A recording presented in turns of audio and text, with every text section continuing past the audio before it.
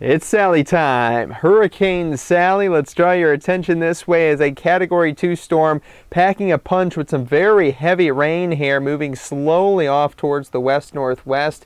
It will likely make landfall as a Category 2 storm. Winds up to around 120 mile per hour gusts right now. As it weakens, once it moves inland, I mean, the biggest thing is it's a slow mover. It's producing some very heavy rain, and that's going to mean a lot of flooding risks for portions of the Gulf Coast. We're talking about landfall here. It's kind of a compact system. Far eastern Louisiana, portions of Mississippi, Alabama, much of the Florida Panhandle being inundated by rain.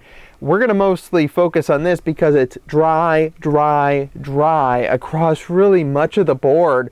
And that's going to be the pattern here coming up. So we have Sally slowly beginning to push off towards the northeast. So Atlanta, Macon, Athens, Mobile, also portions of Charlotte will be impacted. There'll be a decent amount of rain for sure across much of the southeast. This is a big ticket item. And when we're talking about a lot of rain, we're talking about spots that will see 10 to 15 inches of water. So unfortunately some major flooding issues in spots.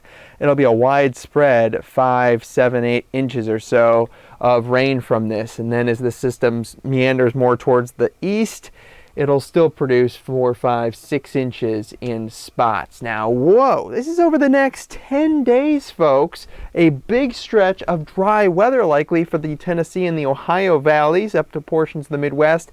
Maybe we see an actual decent system with some thunderstorms across portions of the Midwest and plains, but otherwise, we're talking about just some isolated, slim chances for rain. So how's it going to play out? How are we going to see things develop over the next few days or so? So we have Sally to deal with still as she moves off towards the east. That's where Charlotte will get in on the decent rain towards the end of this week. And then into the weekend, the effects will really fall apart. And that's where it's just not much at all.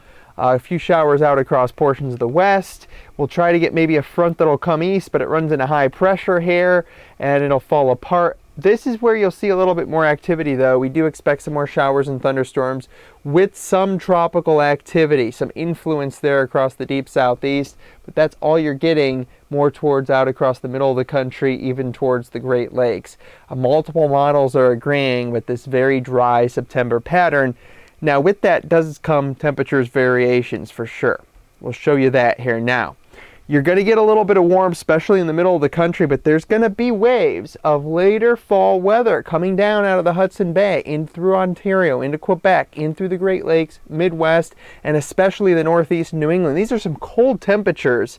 We're talking nighttime lows, 30s and 40s at times, and then daytime highs maybe 50s, and certainly some 60s, but it's just not one of those super hot Septembers like what we've seen the last few years. There will be warmth, though, building in the plains and trying to spread out at times. So this isn't going to be just a locked-in chilly pattern that's going to be super widespread or anything like that either. All the kinds of detailed weather information that you need to make smart business decisions and save thousands of dollars here through NeoWeather. We're very impact specific. We'll customize you a forecast and a quote today.